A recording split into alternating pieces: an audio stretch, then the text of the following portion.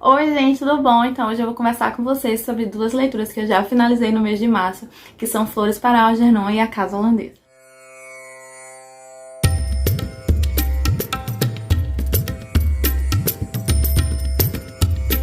Bom, eu tava esperando terminar todas as leituras que eu me propus a fazer no mês de março, pra fazer um vídeo só, mas eu acho mais interessante cortar, que aí os vídeos ficam mais curtos e eu consigo conversar com vocês melhor sobre cada uma das leituras.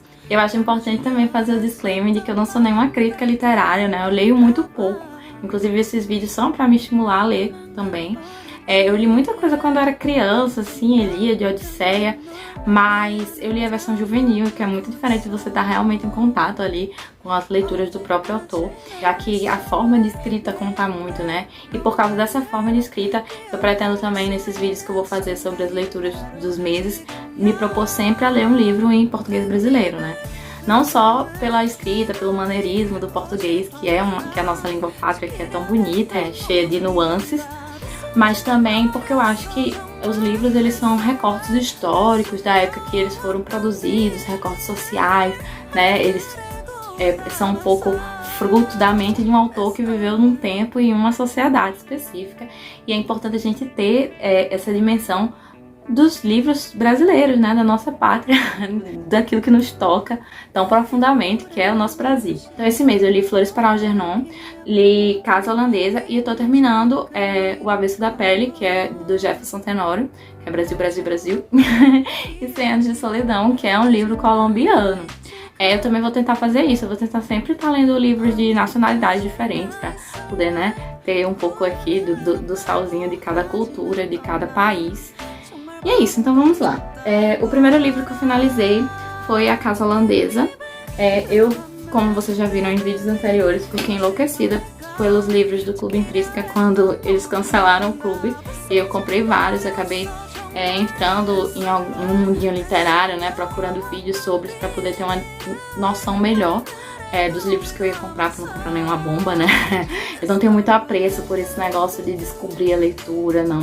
Eu já tenho tantos livros que eu quero que tá na minha lista pra ler, que eu não quero, eu quero correr o menor risco possível de ler alguma coisa que eu não vou gostar. Isso é um pouco pelo fato de que eu acho que eu ainda tenho muitas coisas pra ler, porque eu não leio muito, né? Então, A Casa Holandesa, ele utiliza, né, esse recurso da casa, que é, né, uma coisa de concreto.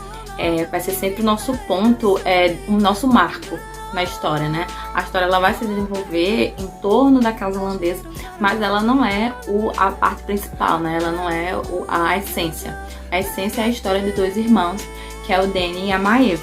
É uma história contada em primeira pessoa pelo Danny, e a gente vê o carinho e o apreço que ele tem pela irmã. Isso faz com que ela seja uma história bem clássica. Ela tem uma madrasta, ou seja, ela tem uma vilã madrasta, que é uma coisa clássica.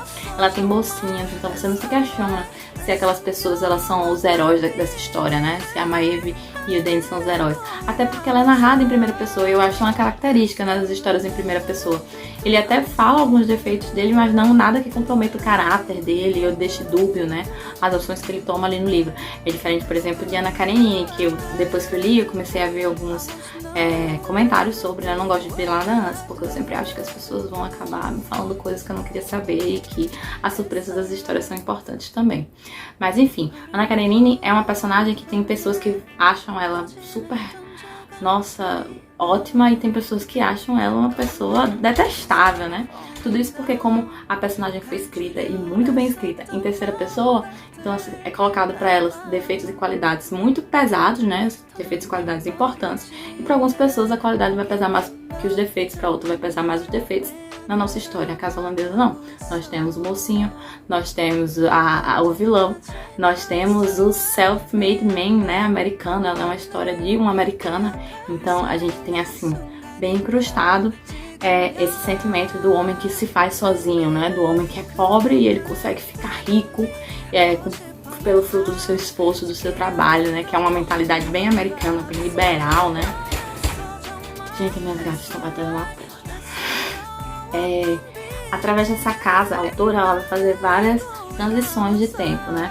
Então, em alguns momentos a gente está no futuro, em outros a gente volta pro passado e a gente vai fazendo isso. E ao mesmo tempo que parece que a história tá o tempo todo fazendo referências ao futuro e ao passado, a gente vai andando. A gente vai andando, vai pegando vários períodos da história do Danny e da Maeve e vai entendendo melhor essa relação de irmãos, né? Eles perderam a mãe muito cedo e aí o fato deles não terem uma mãe faz eles desenvolverem entre eles aquele sentimento de eu só tenho você, você só tem a mim e a gente que é a potência, né? Nós somos nosso lar, né? Nós, na verdade, a gente tem a casa holandesa como esse grande marco da história, né? Onde a história vai acabar florescendo em torno, mas na verdade o grande lar deles é a relação de um com o outro. E a gente vê se desenvolver, apesar de ser uma história clássica, não vai ser aquela história que é de amor, né? Que o protagonista vai encontrar uma mocinha, vai se apaixonar, ter lindos filhos e ser feliz para sempre. A história não é assim, a história são de dois irmãos e da história de amor desses dois irmãos, apesar de ter esses elementos bem clássicos da literatura americana. E eu acho que falar mais do que isso vai acabar tirando de vocês algumas surpresas interessantes, né, que o livro pode proporcionar. Ele é um livro que, apesar de ter essas digressões de passado, futuro, ele não é difícil de você compreender em que parte da linha do tempo você tá. Então é bem nítido pra você quando a gente tá na infância do Danny, quando a gente tá na adolescência do Danny, na vida adulta.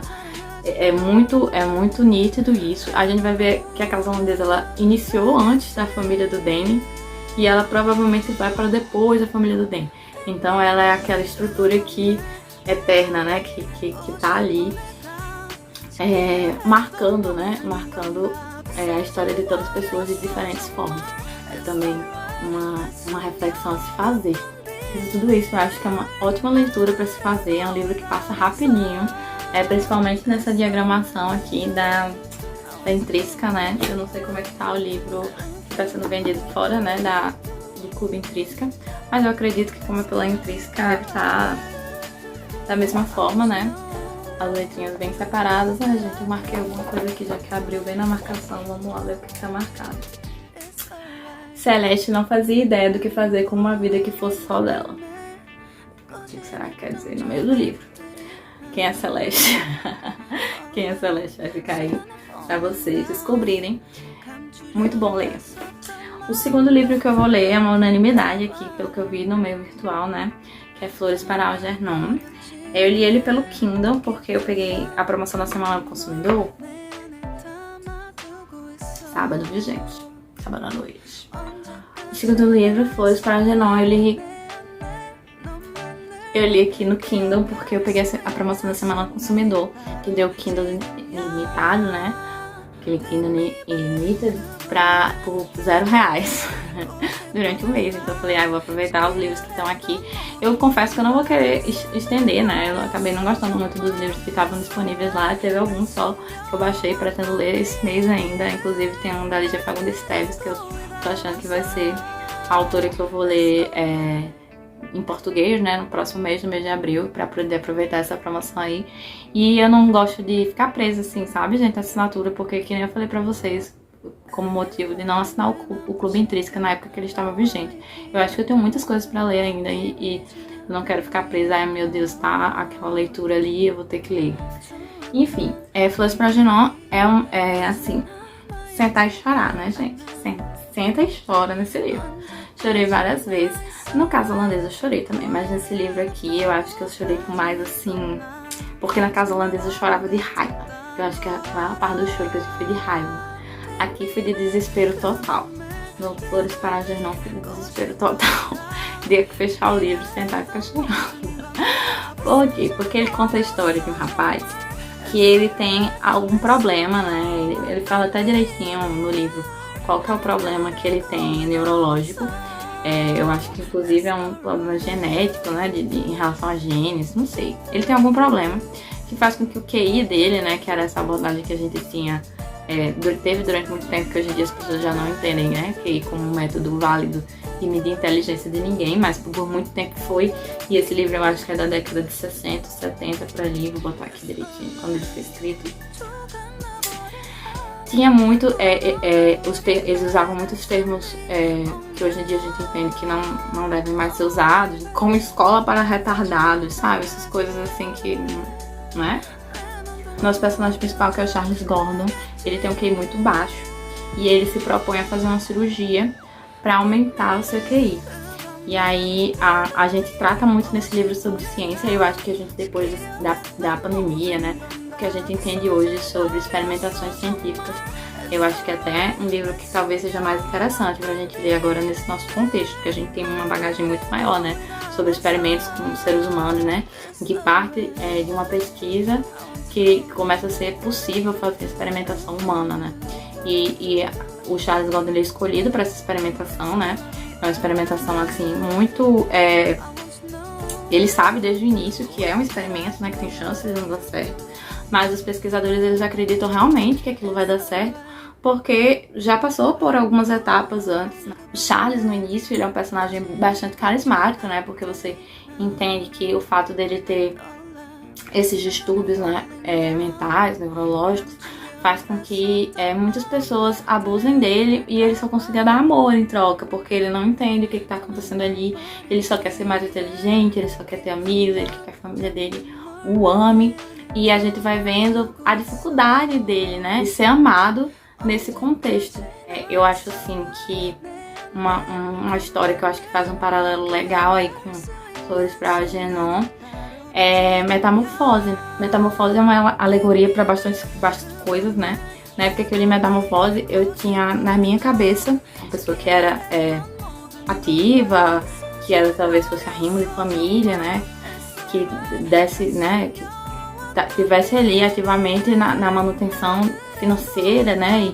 E psicológica da casa, e de repente ela sofre um acidente, por alguma coisa ela fica incapacitada e ela passa a ser vista para aquela família, né, como um fardo, como algo que é vergonhoso, como algo que as pessoas querem se livrar, né, que acham que é um peso. E eu sei que é uma analogia que eu fiz na época que eu li, porque não é claro isso, né, na verdade o cara se transforma num inseto ali nas primeiras páginas do livro, mas essa foi mais ou menos a abordagem que eu tive, e essa é uma abordagem que dá pra gente ter no Flores para Algernon também, né, que você pode levar não como sendo só nasceu, né, com problema e nunca foi inteligente de verdade, mas como ele passa por esse experimento, né, e você vai vendo, ele é narrado como um diáriozinho, né, na verdade não são diários, são fichas que ele vai fazendo pro próprio experimento, ele vai contando um pouco da vida dele, e aí a gente vai vendo o progresso dele após a cirurgia, né? E aí, na medida que a gente vai vendo esse progresso dele na cirurgia, a gente vai vendo também como ele vai se dando conta, né, do entorno dele, do entorno de como as pessoas o tratavam, por saberem que ele não tinha tanto discernimento, né, do que as pessoas estavam fazendo de bom e ruim pra eles. Ele acreditava que pessoas que abusavam dele, por exemplo, eram amigos dele. E ao mesmo tempo que a gente tem essa ciência, né, que a gente vê a dificuldade de uma pessoa que tem um QI baixo, né, se inserir socialmente, isso também pode ser aplicado para pessoas que foram adquiridos, ou para que, sei lá, quem tá num ponto da vida que a pessoa, por exemplo, vai ter um Alzheimer, né, alguma coisa que faz com que ela perca ali, de alguma forma, as rédeas da própria vida, da própria família, né. É muito triste, assim, muitas pessoas, quando eu vi reviews, né, falavam que a gente vê que ninguém gosta dele. Não é verdade, não é verdade. Muita gente gosta dele no livro, e eu acho que o autor, ele foi, apesar de ser um livro em primeira pessoa, né, ele contando a vida dele também, da mesma forma que a Casa Holandesa, que o cara tá contando a vida dele, mas na Casa Holandesa, o Danny, ele tenta meio que o tempo todo dar também protagonismo a Maeve, né. No Flores para Algernon não, ele dá o protagonismo a ele mesmo, mas ele é muito lúcido, né, vamos dizer assim, na hora dele apontar também as próprias coisas que ele faz, né, como ele vai contando as coisas que vão passando na vida dele, no momento que elas estão passando, a gente tem uma noção muito clara, talvez, de que em alguns momentos ele que tá sendo o vilão, né, ele que não tá tendo a inteligência emocional de lidar com certas situações, né? E que as pessoas que estão ao redor dele são humanos também. Ao mesmo tempo que ele tem pessoas que o amam muito, essas pessoas também têm sentimentos humanos de frustração, de indignação, de medo, e que é normal também. A gente aprende até os maiores vilões que a gente pode desenhar na nossa cabeça, na história, eles são humanizados em algum momento. E a gente compreende também o lado deles. E eu acho isso o maior plot, assim, do livro, né? Que são as relações. Como as relações, como as pessoas, elas são complexas. E a dinâmica dessas pessoas quando a gente tem um familiar que precisa, né, de um apoio maior para poder viver em sociedade.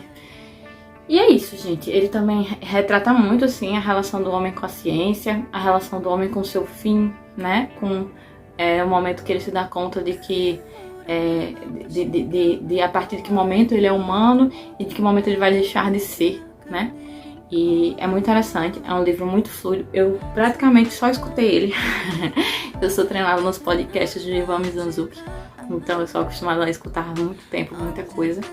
E depois que eu tive o Kindle, que é uma coisa também muito legal do Kindle, né? Que você baixa a Alexa no celular, se você não tiver a aparelhinha da Alexa, e você pede pra ela ler o livro, né? Do Kindle. E aí ela vai lendo, vai lavando os seus pratos, fazendo as coisas pra casa, então eu tava lá lavando os pratos, aí parava de lavar os pratos pra ir chorar. Foi assim. E foi rápido, foi tranquilo, é uma leitura que mesmo que você não bote pra escutar, né, não seja audiobook, é uma leitura que ela vai tranquila também na escrita, como ela é em formatinho de diário, ela vai passando bem rápido e ela tem ganchos, apesar de ser assim também, né, de não ser diários assim, todos os dias ele tá dando parecer, né, de como ele tá de saúde, não, às vezes ele pula os dias, mas você consegue ter os ganchos e você consegue se interessar, querer saber o que vem depois, né, o que é muito importante no livro também. Então eu vou engrossar o couro da maioria das pessoas da internet pra falar que é um super livro, que é uma super leitura, que vale muito a pena. Um romance clássico que a Casa Holandesa não teve, né? Tem o romance homem e mulher ali. E ao mesmo tempo traz tantas reflexões pra gente sobre o momento que a gente se dá conta de que talvez, mesmo que a gente não tenha a morte física, se a gente tiver a morte mental, isso seja considerado um fim também. E a força que a gente dá à ciência, né? Assim, a esperança que a gente tem sempre na ciência. Que eu acho que a esperança faz a gente agora, principalmente nesse contexto que a gente tá vivendo de pós-pandemia, a gente sabe que mas que existem limitações, pelo menos por enquanto. É isso, gente. Eu espero que vocês tenham gostado do vídeo. Vamos comentar aqui embaixo com spoiler, a gente troca as nossas impressões. Olhem o que vocês concordam, se vocês já leram, a dúvida de vocês, se vocês têm alguma dúvida, ou se discordam também, podem comentar que a gente debate aqui embaixo. E quero que vocês voltem também no final do mês pra gente falar sobre o Avesso da Pele e 100 anos de solidão. Eu tô lendo também o Clube das Quintas-Feiras, mas aí eu já não sei se consigo terminar até o final de março. Acompanhe aqui, se o vídeo já tiver saído, quando vocês estiverem vendo esse vídeo, ele vai estar aqui linkado. Beijos e até a próxima.